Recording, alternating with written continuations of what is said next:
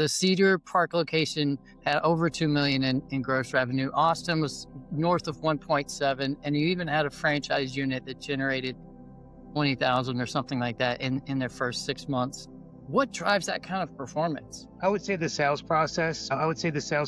When I'll ask you this question. If you were to go shop for kitchen cabinets, how many places would you visit before you made a buying decision? Knowing my wife, to answer that question, at least 2 or 3, but Two or I'm three. traditionally going to pick, the better of the quality ones or the one that she picks. Yeah, that's right. So 2 or 3 is actually the national average. There's a statistic that was done a couple of years ago where they surveyed a lot of homeowners and had that exact question. Hardly anyone visits one because it's such a big ticket. Almost everyone visits either 2 or 3, and then it falls back off, or most people don't visit 4 either. So what does that mean? It means if we're just a little bit better than 1 or 2 of our competitors, we win that business.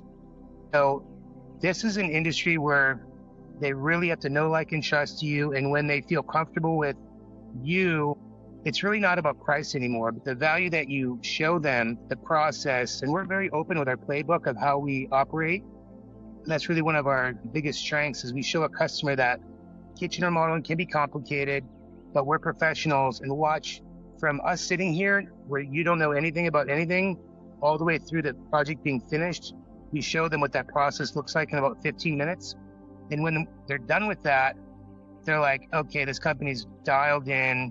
They have great reviews. I like their products. I like the person that's asking me personal questions about my life and about entertaining and guests and all these other things that matter to kitchen design, when no one else is doing that.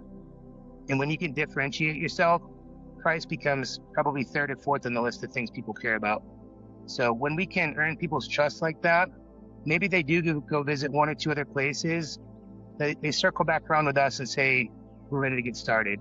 So I think it starts with the sales process. I think it starts with a great marketing playbook, both on the B2C side and the B2B side. We work with a ton of contractors who trust us. If you ask a contractor what they care about the most, it's just, I want it done on time and I don't want to babysit you. And our system is set up for that. So contractors have to deal with multiple subs, right? Electricians, plumbers, HVAC, flooring, paint, I go on.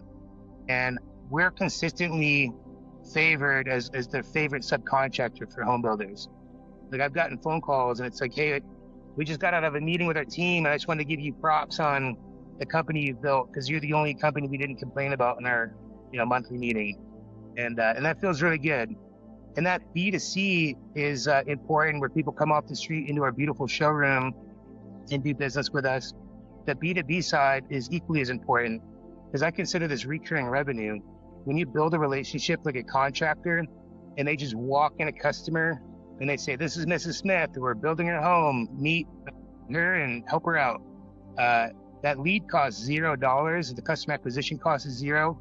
And you really start driving down your marketing spend once you have these recurring relationships built. So that's what we train our system and our owners on.